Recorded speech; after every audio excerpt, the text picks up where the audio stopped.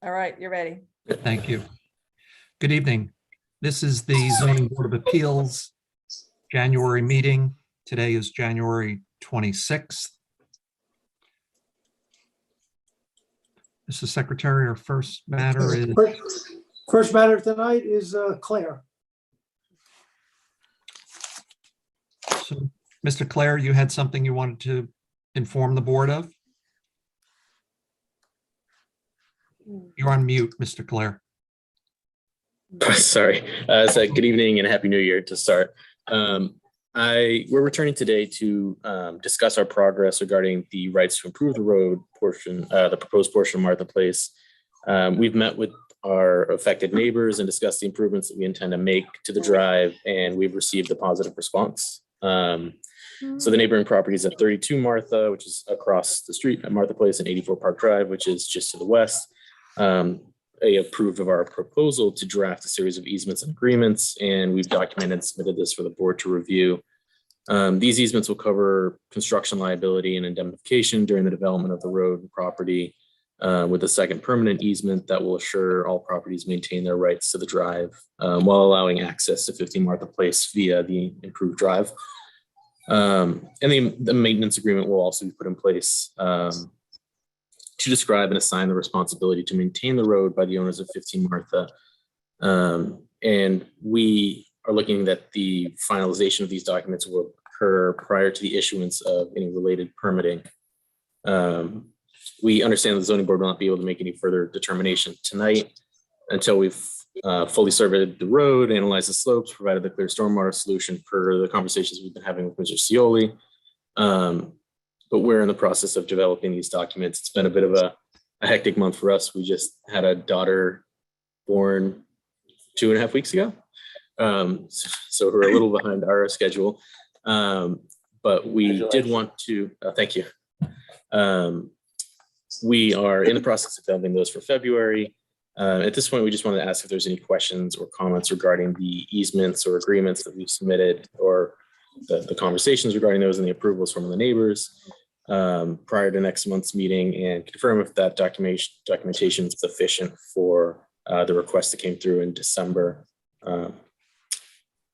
If not, then I suppose we could adjourn until February. Bob, did you want to explain to the board what documents you've seen and what progress you think has been made? Yes, thank you, Mr. Chairman and members of the board. Basically, I met with Mr. Clare several times out in the field, and basically they have submitted previous plans regarding the stormwater and steep slopes in the driveway prior to the recommendations by the fire chief, and also prior to us meeting with him in the field to let him know that there's other issues with the stormwater and where to tie it in further south along Martha Place, which is in the town part of the right-of-way. Also, too, he's developing further additional topo, which is going to give me a better handle on the amount of steep slopes disturbances, which may or may not require planning board. That still remains to be seen. And most importantly, in my eyes, is the stormwater improvements and the stormwater report that has to be submitted, which I mentioned and gave them many advices and comments on regarding the stormwater report, which still has to be seen. And just for clarification, Patrick, on the maintenance and easement agreements, they will clearly have maintenance responsibilities for the retaining wall and the guide rail as well, because that will be significant items that will be built on that private portion of the roadway and must be maintained by, I would imagine, your property. So that's where we stand right now, and I'm waiting all of those documents to be submitted, and once I do, I will review them and report back to the board next February. Okay, very good. Tom, is there anything you wanted to add on this application? No, sir, we're good at this time. Thank you. Okay. And Howard- Mr. Chair, yeah, just to, can I Yes, just make go. one comment? Yeah, so with Mr. Clare, we do believe, that based, excuse me. We do believe that the information provided gives us sufficient ability to offer to grant a conditional approval. But, we're going to have to get into the details of those agreements before building permits are issued. That'll be how it's done. You guys, we won't need the forms of agreements finalized before your approval, but before a building permit is issued, we will need to, get into the details about those agreements. So just so that's clear. Yep, Eric, understood. has the fire department given its final say on the situation? But Mr. Chairman, do you mind if I comment on that?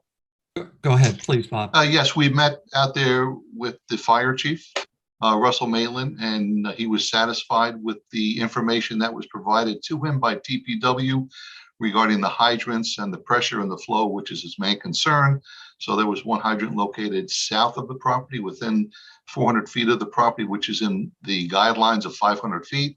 And also to Mr. Clare's applicant, the engineer has shown improvements to the roadway to be 18 feet, which was recommended by the fire chief. So he is satisfied with all of the 2 items that he was concerned with at the get-go from the original meeting last month.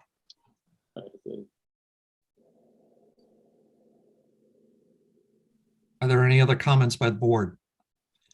Eric needs to step away to feed his dog, so. He doesn't like it when he can't get in the room. No, we just need to adjourn the public. I guess if there's any members of the public who want to speak, we should see if that's available, if there's anybody there, and then adjourn the meeting. So, Pam, is there anyone? There is someone with their hand raised. Shalom 1, please unmute yourself and you can speak.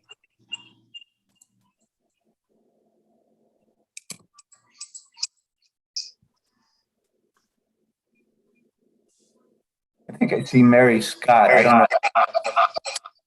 know. Here we go, I think.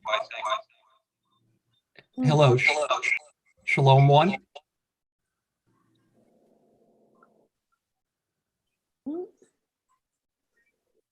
Someone else.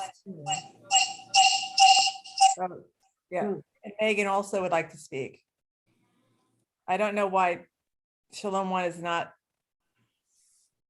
responding. Okay. Megan doesn't want to be heard on this matter, though. Do you? Not on this matter. I'm sorry. I'm not sure if I understand just about my own. No, that's okay. Right. Okay. Apparently, there's no one who wishes to be heard on this matter at this time.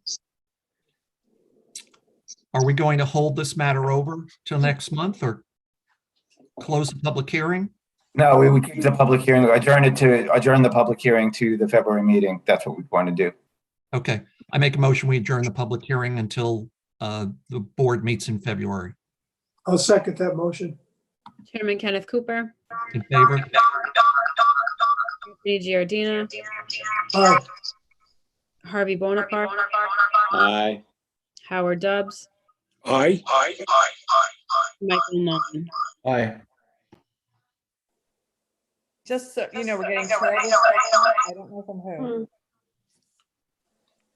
Someone's audio is not. I don't want to call anyone out, but it looks like it's Howard. I think it is. Are you on the phone, Howard, too? Yes, that's why. Okay. Okay, Mr. Clare, we will see you in February. Thank you, Bob, for attending this evening. Thank you, Mr. Chairman and members of the board. Good night. Good evening. Thank you all for your time. Thank you. Okay. Thank you. Bye-bye. Okay, Next next case is, we ready for the next one? It's Yes. Galata? Hi, good evening. Good evening. So, Ms. Galata, if you could tell us about your application and why you've come before the board? Sure. In the process of selling our house, it was discovered that a patio that existed before we bought our house was not did not have a permit. So it's become my job to legalize the property before we sell it. And so we believe we've amassed all of the checklist items, and but basically we've requested a variance with an outdoor previously existing fireplace, again, that we did not build, that was there when we bought it 8 years ago. Was the variance is 18 feet. Because the setback is 35. And then a patio, which was previously, I guess, a driveway at one point in the property's existence, but now it's used as like a patio. The requested variance for that is 13 feet from my neighbor's property line. We had the survey that was done when we bought the house. For some reason, it wasn't flagged that it wasn't to this, that, you know, that this wasn't legal, and wasn't flagged that it wasn't, that there was no permits. And what we've done over the last 3 months is I brought the surveyor back out to clearly delineate the setbacks. I've had architectural drawings made up of the existing space.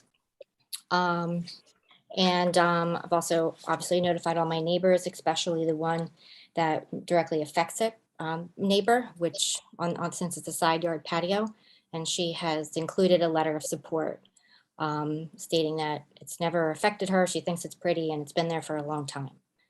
So I'm hoping that my application is complete and that I'm able to get approval for the variances requested. Do you have any idea approximately when this construction took place? So I spoke with Tom and for a site visit, and I believe there were aerial photos that were studied, and it looked between 2005 and 2007. Okay. We bought the house in 2014. And you've made some improvements or added some elements to this area? Yeah, we put a grill on there and a big green egg. And we put in, we put a removable hot tub on the surface.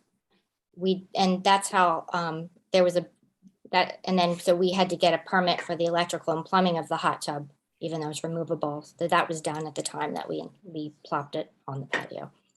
Okay. Pam, is there anyone in the queue who wishes to be heard on this matter?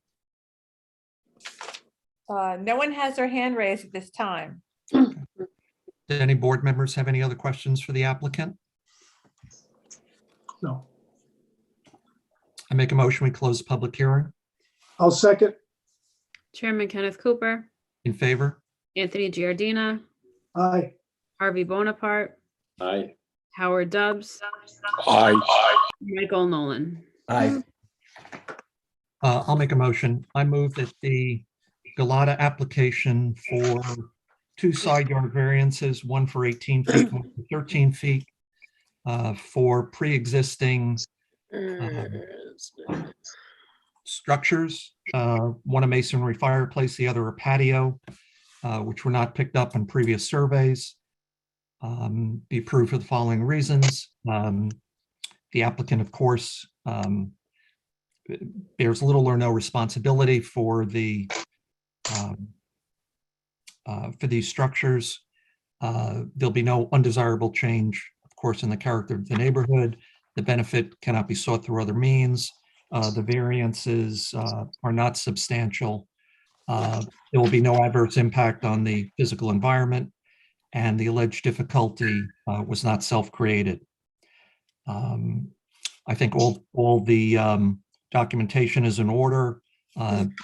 We have one neighbor who has spoken in favor of this application. No others have spoken against it. For those reasons, I think we should approve the application. I'll second. Chairman Kenneth Cooper, In favor? Anthony Giardina, Aye. Harvey Bonaparte, Aye. Howard Dubs, Aye. Michael Nolan. Aye. Thank you. You have your variance. Good luck. We hope you're not leaving town. No, we're not, just some more space for the big kids. Okay, Thank you good. so much. Thank you. Thank you. Next case is Kogan.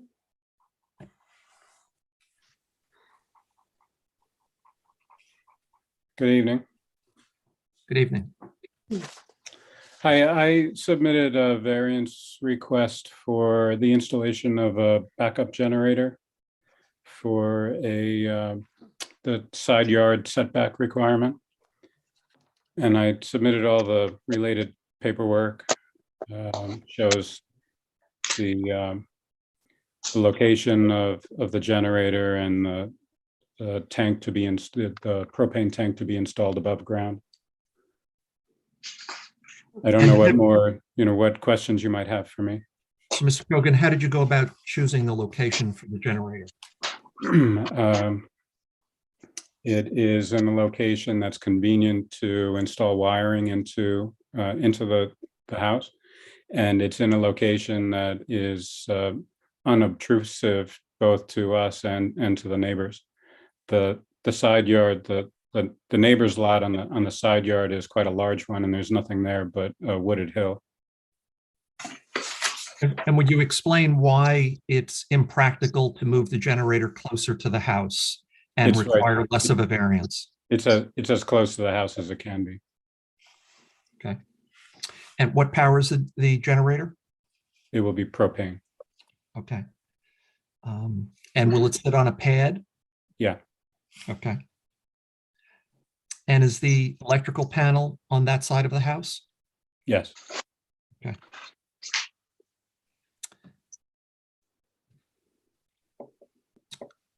Pam, is there anyone online to speak to this matter? No one has their hand raised at this time, no. Okay. Any board member with any questions? No. I make a motion, we close the public hearing. I'll second. Chairman Kenneth Cooper, Yay. Anthony Giardina, Aye. Harvey Bonaparte, Aye. Howard Dubs, Aye. Bill Nolan. Aye. Would like to make a motion. I'll make a motion at the application of David and Melissa Kogan for the installation of a generator be approved for the following, well, first of all, the generator requiring a 16-foot side yard setback variance should be approved for the following reasons. The choice of location for the generator is the best location on the property with regard to the location of the house and the location of the electrical connections required for it. The granting of the variance will not create an undesirable change to character of the neighborhood. There is no other feasible method to achieve the desired end.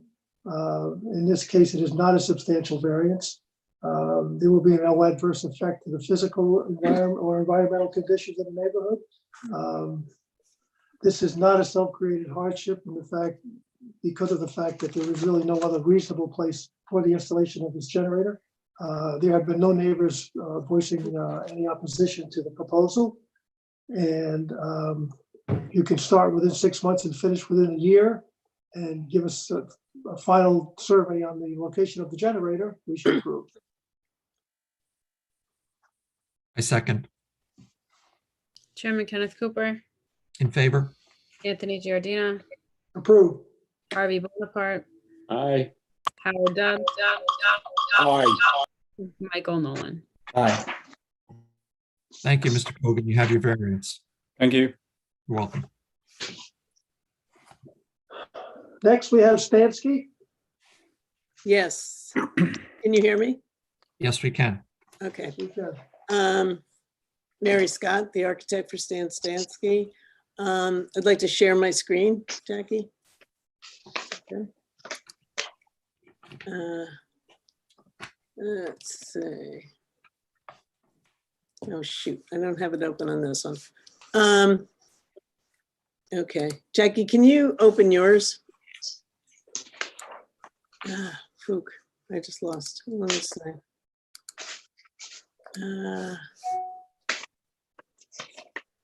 I'm sorry, I opened it up on a different computer and now. Is that possible? If not, I can find it. Sorry, I didn't realize I was talking to myself. Yeah, I'll do it right now. Okay.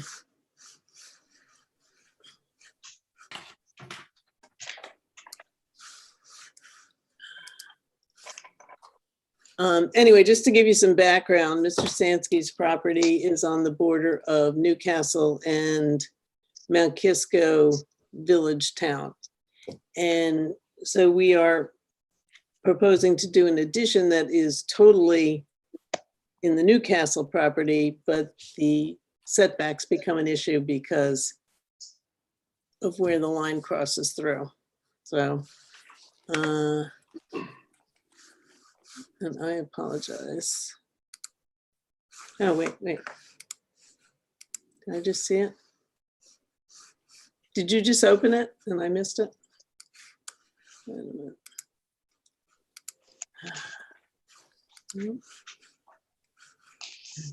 hold on. Let's see if I can get it.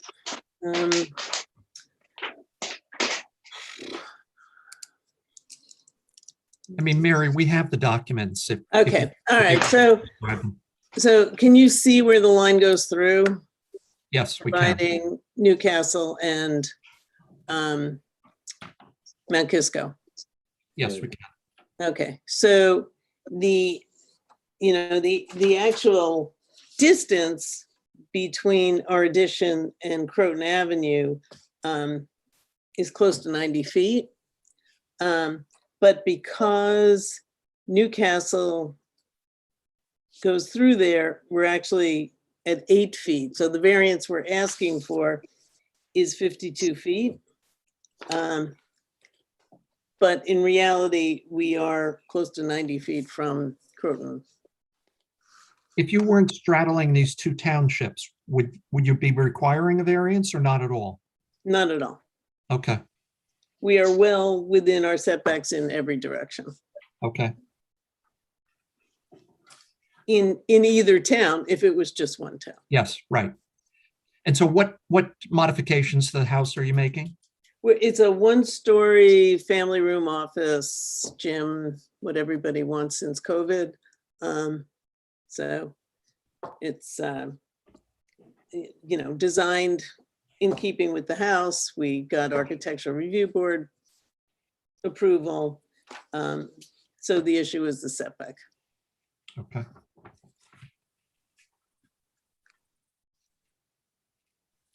Pam, is there anyone in the queue to speak to this matter? No one has their hand raised at this time, no. Okay. Any member of the board with any questions? It's pretty cut and dry. I move that we close a public hearing. Now second, Chairman Kenneth Cooper, In favor? Anthony Giardina, aye. Harvey Bonaparte, Aye. Howard Dubs, Michael Nolan. Aye. I'll make a motion. I move that the Stansky application for a 52-foot front yard variance for the construction of a gym and office be approved for the following reasons. This will not create an undesirable change in the character of the neighborhood.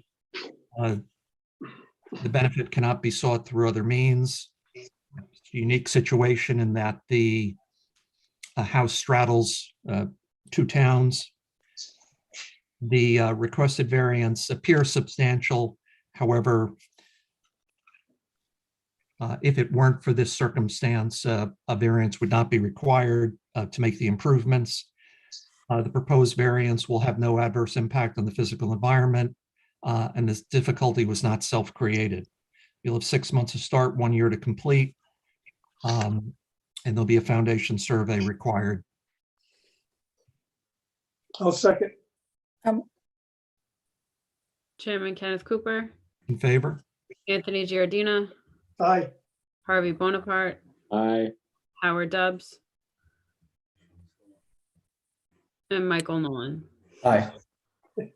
Excuse me, in addition to that variance, it also requires a variance from section 330, since it's split between two municipalities or two districts. So section 330 allows for the building inspector to grant a lesser variance for whatever the two districts' lesser requirement is. However, in this case, since it's 30 feet with a depth of 150, it still won't meet the setback requirement for Mount Kisco, the neighboring district of RS 12. So we also need a variance for section 330. Okay, Jackie, would you amend the justification to include this section 330 variance, please? Yes. And that's actually written out on the notice of denial, so. Okay. Okay, thank you, Mary. You have your variance. Okay, thank you. You're welcome. Marucci, Hi, it's Bill Spade. Hi, and Jerome and Christine Marucci are here. Evening. Hello. Good evening. So we're here to propose a addition to a garage on the Marucci's property that presently sits in the side yard setback. So we need technically two variances for the enlargement of this garage. And I wanted to just let Mr. Marucci explain real quick the couple of reasons why they need to enlarge the garage. Yeah, it's a very old garage. I think it's at least 100 years old and hasn't been updated probably in 100 years. So it's in desperate need of repair. And in doing so, we were hoping to enlarge it a bit. We now have a teenage son driving, so taking it from a three-car garage to a two-car garage to a three-car garage is our hope. And putting a peaked roof on it because right now is a simple shed roof, which has been problematic. Great, thank you, Jerome. I'll pop back to the overall site plan. Here's their property. It's a 5.7 acre lot. So significant in terms of the size of the lot and certainly the ability to support the enlargement. The house was originally constructed in 1780, or it's around that time, actually quite near Pinesbridge Road, and then relocated to the top of a hill. Here's the Marucci's existing house. You can see what's clearly the original structure in the center there. It's been enlarged over time, but it sits on top of essentially a rock outcropping. And then the garage we're talking about is in the backyard. You can see here the home facing Pinesbridge Road, and the garage is back behind it. So again, this is that existing garage. By the way, the topo is quite significant just past the garage. So you can again see how behind, this is actually to the left of the garage or to the rear of the property, the grade goes downhill very, very quickly. Also behind the garage, the grade drops down and is quite vegetated. So again, here you see the photo of the existing garage, substantial vegetation all around it. As Mr. Marucci mentioned, the existing two-car garage is very small. It's about 17 feet wide and 17 feet long in the sort of paved area of the two cars, and so very tight even today to adequately safely park in it. The left side of the garage is a wood structure, and then back behind the garage is another wood frame portion of the structure. So there's no ability to create parking in the portions of the garage that are beyond this concrete pad area. So we essentially have to bring down the structure and then create a concrete pad area to the left to be able to create a third parking space there. And then also, I'll show you, the plan is to extend the rear corner. So You can see, do you see the site plan at the moment? Yes, we do. Great. So the rear of the garage extends into the side yard setback. So here we have a 45-foot side yard requirement, and the existing garage is to about 37 feet from the property line.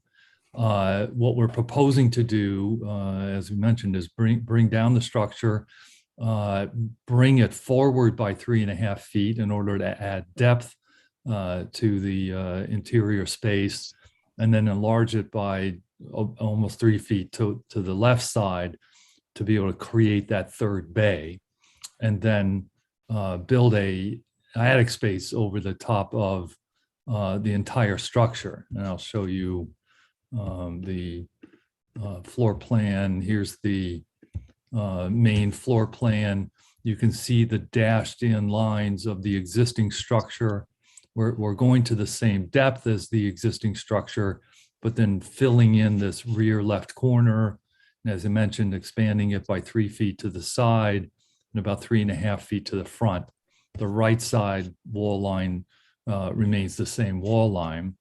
And then I'll show you where we end up in terms of what the front looks like. Well, here's some perspective drawings to see the new, the appearance of the new front. I'll get to the front elevation here. And here's our new garage, the 3 bays, the gabled roof, and then a dormer in the center.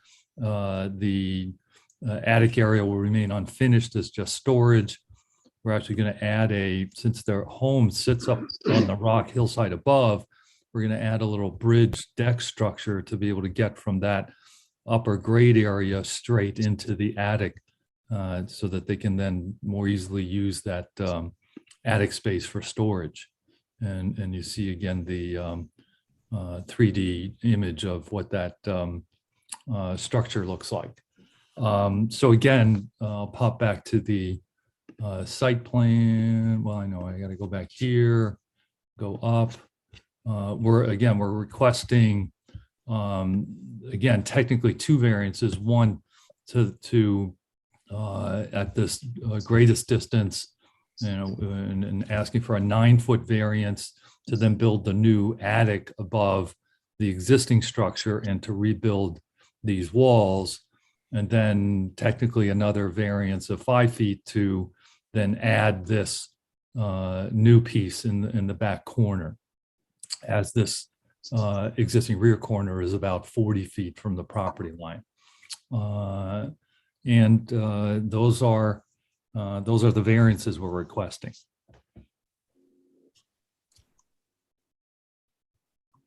One question, Bill.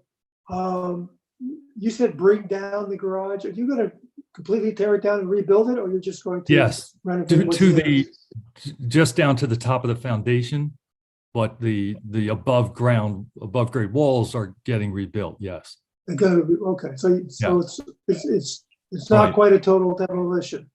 Correct. The foundation will remain. Much of the structure was hand built. Even the rear framed portions are kind of assembled from barn doors and other kinds of things that some prior owner just decided to use whatever they could find to make the wall. So it's a very handmade structure. So we need to rebuild it to just make it a firm construction. Got it. Thank you. Pam, is there anyone in the queue who wishes to be heard on this matter? Yes, there's a Sandra Stein. Sandra Stein, you may unmute. You may Unmute. unmute yourself. Thank you. I hope I did that all right. My name is Sandra Stein. My husband Scott Stein is here with me too. We are here because we did receive notice of the hearing from Mr. Spade's office. So we do appreciate the opportunity to speak here and the work that everyone does. we want to just begin by just wishing, the Marucci's well. We don't know them, even though we share a property line. So we do wish them well. As with most homeowners, I think logical questions like, we just want to make sure that, we're assured because of the way the property line is, that big drop that Mr. Spade spoke about. We just want to make sure that that doesn't become something where, things are just kind of left behind, that debris begins to pile up on. Concerns about sound, because we can definitely hear, even though we're on different roads, we can hear. So that's why we're here tonight. And I don't know if anyone can speak to that, or Mr. Spade can speak to, now that the word demolition has been mentioned.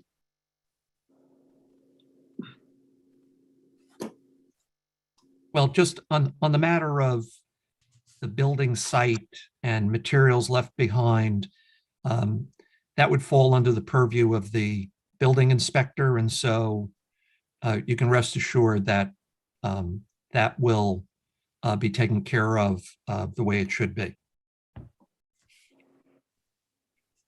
We appreciate that. If you look at the map, this is our property here, and our property goes up to the Marucci's. And again, hello, Marucci's. Mr.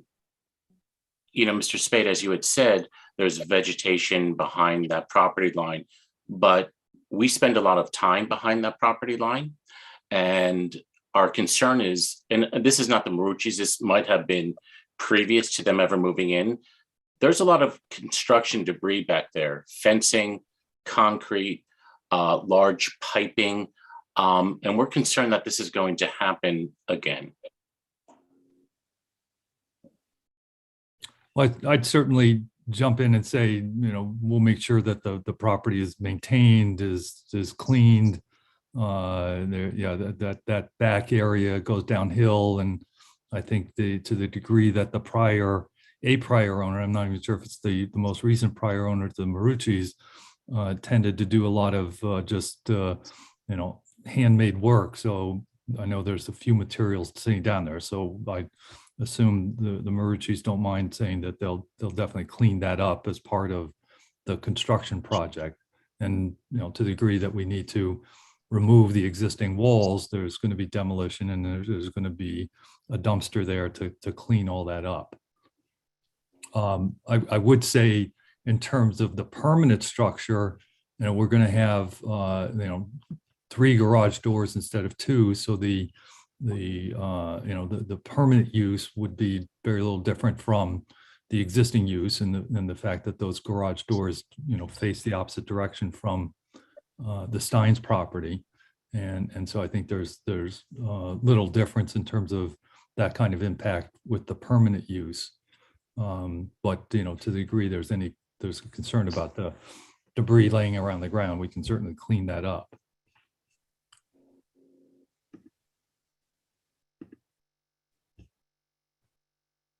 Mr. or Mrs. Stein, anything else that you would like to say, or anything you would like to add, comment on? No, we just we wish the Marucci's all the best with the new construction, and that was our only concern, because we do hike in the back there behind the property, and we had never said anything previously because a lot of that debris we realized has been there maybe for a while, but we were concerned with the extent of this construction. You know what they say, stuff rolls downhill, and that was our concern, because we wanted to keep that area behind there excuse me, green and walkable and livable, and our children spend a lot of time playing back there with the dog, so we were concerned about any of those issues rolling, coming back down, and that was our big concern, really. Thank you. Okay, we appreciate your comments, and thank you for taking the time to speak to us this evening. I will make a motion to close the public hearing. I'll second. Chairman Kenneth Cooper, In favor? Anthony Giardina, Aye. Harvey Bonaparte, Aye. Howard Dubs. Aye. Aye. Would like to make a motion? We don't dare ask Howard. No, It'll get repeated 5 times. just to keep Howard out of the mix, I'll make the motion. Sorry about that, Howard.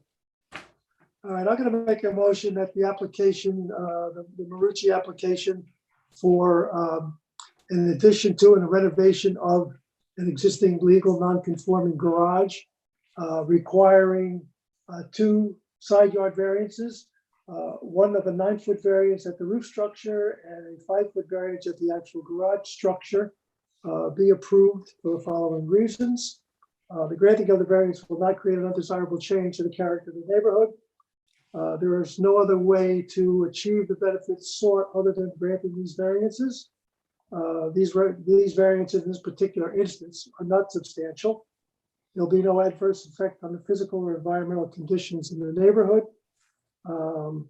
This is not a self-created hardship in that the garage is existing, and rather than relocate it or anything, it's the best possible thing to do is to renovate the existing structure.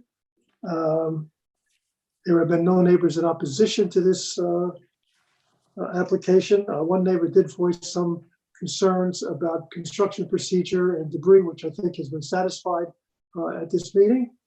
And you can provide us with a final survey after construction and start within 6 months and finish within a year, we should grant. I'll second.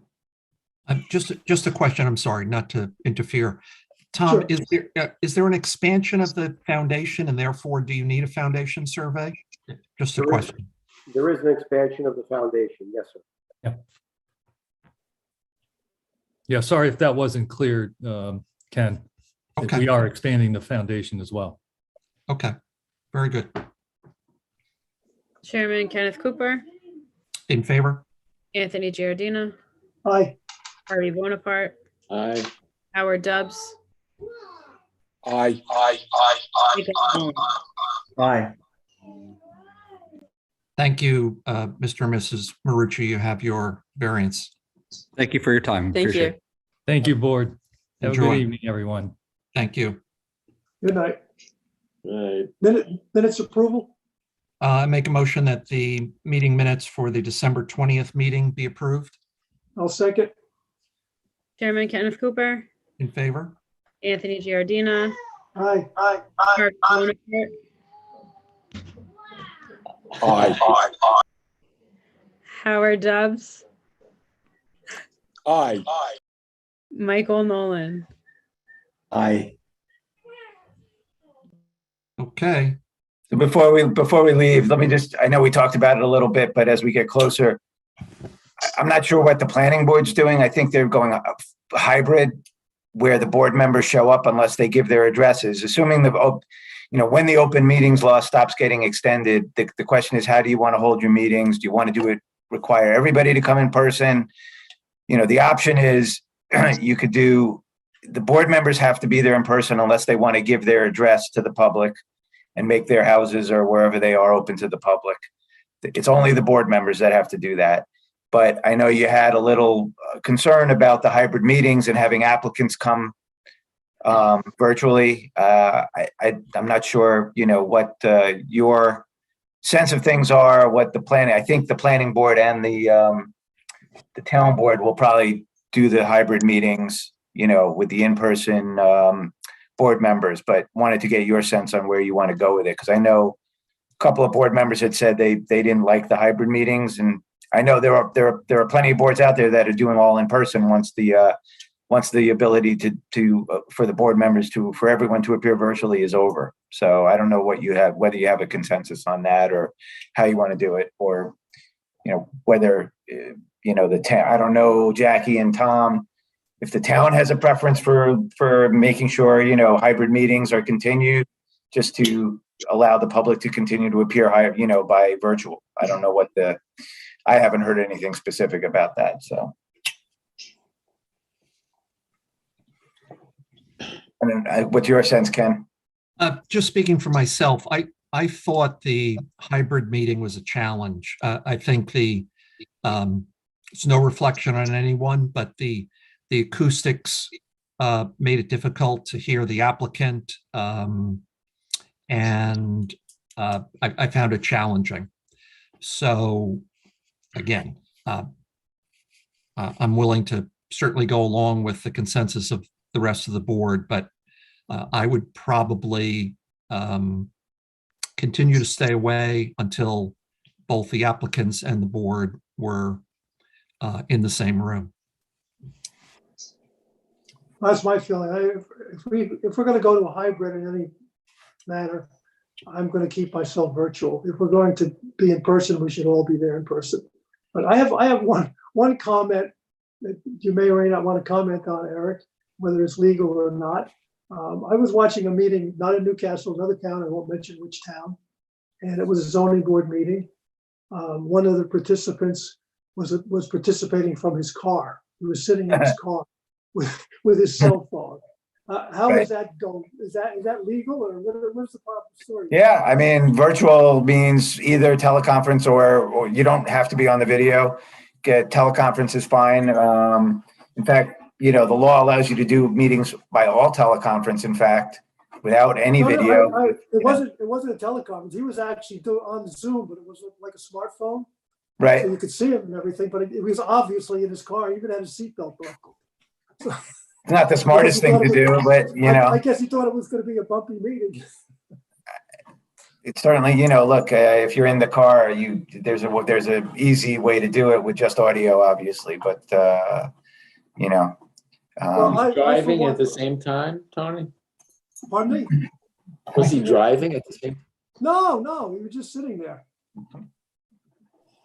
I thought it was kind of strange. No, anyway, I just thought I'd bring that up for a little levity, but it actually happened.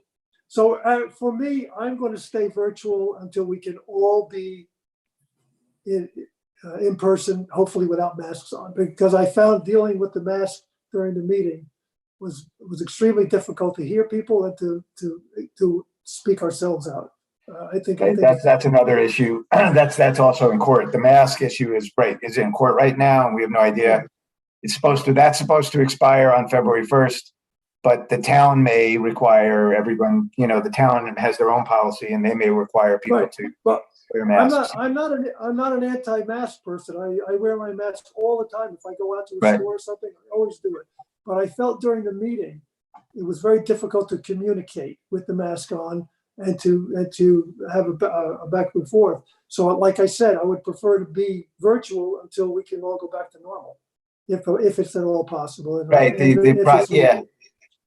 The problem is, I think the preference of, I don't know, but I think the town may want to continue the hybrid ability.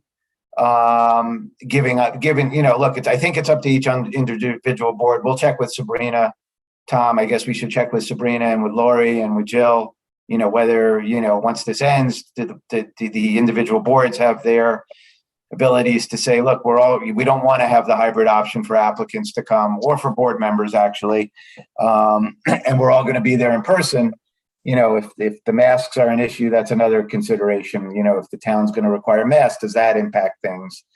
There's a lot of moving parts to it. Obviously, I think I hear and I don't know, Harvey and Howard or, Mike, whether you have a preference, what your thoughts are. But I would prefer virtual right. under the current circumstances of the virus and everything else, until I can be assured that we can meet under normal circumstances. I mean, normal going back to the way we were meeting 2 or 3 years ago. Otherwise, I'm happy to do virtual. Yeah, I know. I think Howard. I can say after having just gotten over COVID, I'm very open-minded to either way. Doesn't make any difference. I hope you're okay. I'm fine, thank you. Yeah, I think the problem is we may not have the problem's going to be if they don't extend the open meetings law and they say, all right, you could have the option to just go back all in person. And then we have to find out whether the town is saying, oh, if you're going to go, if you're going to come in person, you have to wear a mask. Or right now, the governor is saying you have to wear a mask if you're anywhere indoors. we have to see where the law is on that. So there's, again, if there's a hybrid option, the board members could have the ability to appear from their house as long as they put in the notice, as Jackie knows, their address, and you don't mind somebody showing up and coming into your living room and watching the meeting from your living room. That's the way the law is written. But I'll send you an update where things are in the middle of the month.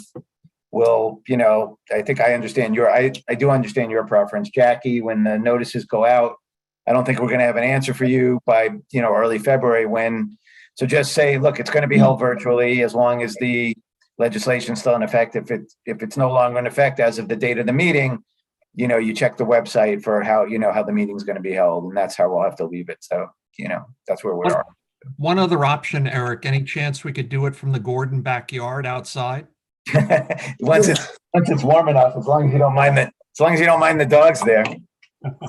They get very upset when they can't sit in the same room with me. I don't know why. It's like become a thing. Like whenever I'm doing one of these meetings, they have to be sitting in the same room with me, or they get very upset. So I think you've seen them in the background, and when I'm in, my house, sitting on the couch in the background back here, when we were there a year ago. So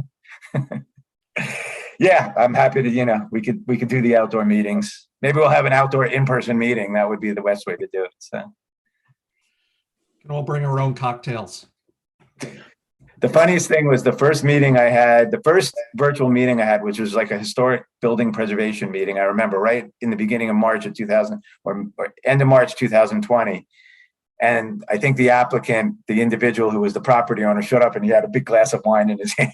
It was like the first guy I saw doing it. So haven't seen many people drinking at the meetings after, since then. So. Right. All right. So we'll hear from you next month. Yeah, I'll let you know where things are middle of the month and update you. Hopefully we can do a few more of these all virtual ones that we can continue them on and until things are in the clear, so, and everybody feels comfortable coming in person. So, okay. Stay healthy, everyone. Very good. All right. Okay. Thank you. Take care. Bye. Good night. Thank you, Jackie. Pam. Good night. Bye all. Bye-bye.